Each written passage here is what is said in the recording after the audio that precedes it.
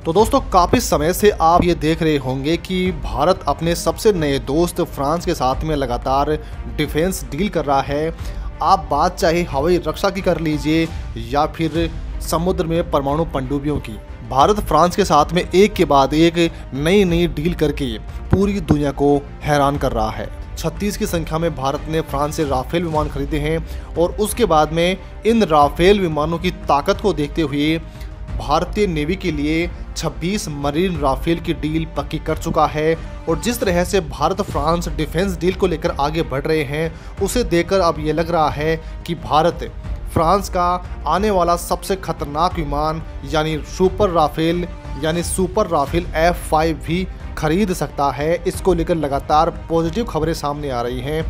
इसके अलावा दोस्तों भारत फ्रांस से AIP पनडुब्बियों की खरीद भी कर सकता है, जो भारतीय इतिहास की सबसे खतरनाक पनडुब्बियों में से एक साबित होने वाली हैं। दोस्तों फ्रांस से भारत जो हथियार खरीद रहा है वो इतने ज़्यादा खतरनाक है कि अकेले ये हथियार चीन और पाकिस्तान को दोहरे मोर्चे पर मात दे सकते हैं। दोस्तों इनके अलावा भारत फ्रांस से ही MRFA के तहत 114 राफेल विमान भी खरीद सकता है। इसको लेकर भी तमाम तरह की खबरें सामने आ रही हैं।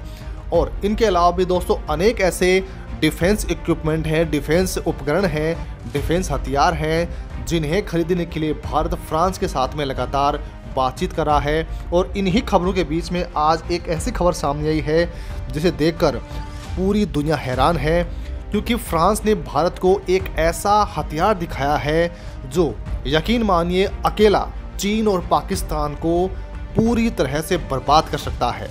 ये ऐसा हथियार है जिसकी गिनती दुनिया के सबसे खतरनाक हथियारों में से गिनी जाती है। और अब दोस्तों जिस तरह से भारत और फ्रांस के बीच में दोस्ती चल रही है, उसे देखते हुए अब ये लग रहा है कि भारत इस हथियार को भविष्य में खरीद सकता है, क्योंकि इस हथियार ने ताकत के मायने पूरी तरह से बदल कर रख दिए हैं।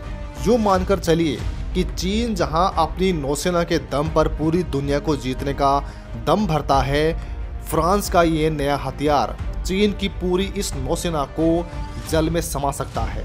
चलिए आपको इस पूरी खबर के बारे में विस्तार से बताते हैं। दरअसल फ्रांस की नौसेना जल्द ही अपने सबसे नए हथियार को दुनिया के सामने पेश करने वाली है।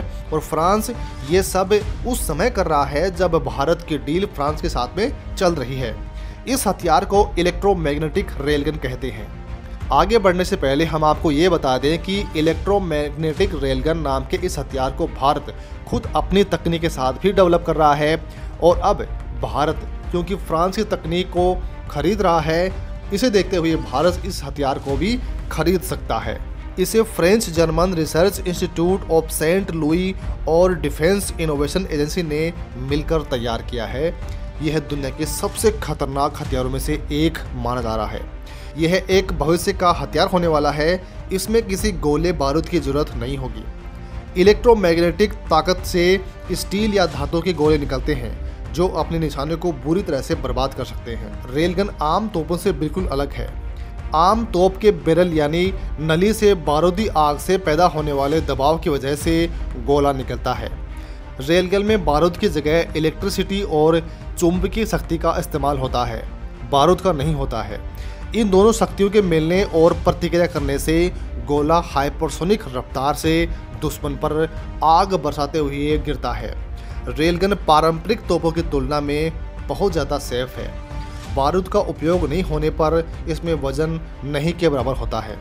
फ्रांस की इस गन में 40 mm का धातु का गोला लगाया जाएगा, जो फायर करते ही करीब 11,000 किलोमीटर प्रति घंटे की रफ्तार से टारगेट की तरफ निकलेगा।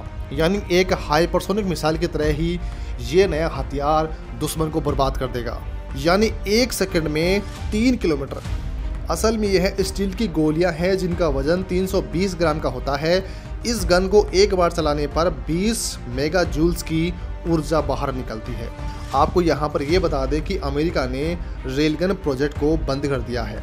इस प्रोजेक्ट को अमेरिकी नौसेना चला रही थी। अमेरिकी नौसेना इस प्रोजेक्ट पर 3,667 करोड़ रुपए खर्च कर चुकी है। इसके बाद इसे बंद किया गया है। इसके अलावा पिछले साल जापानी मैरीटाइम सेल्फ डिफेंस फोर्स यानी कि GMSDF इस हथियार की टेस्टिंग की थी, जापान तो इस हथियार को अपने सभी युद्धपोत में तैनात भी कर रहा है। इसका गोला बिना आवाज़ के निकलता है। इस गन को मल्टीपर्पज़ अनमैन्ड सरफेस वेसल यानी यूएसवी, अनमैन्ड असोल्ट व्हीकल्स यानी एएवी और एंटी टॉर्पीडो टॉर्पीडोस और कॉम्पैक्ट मैनेजमेंट सिस्टम पर लगा सकते हैं। हालांकि दोस्तों, आप कमेंट करके हमें ये बताइएगा कि भारत को फ्रांस से इस खतरनाक हथियार को खरीदना चाहिए या फिर नहीं।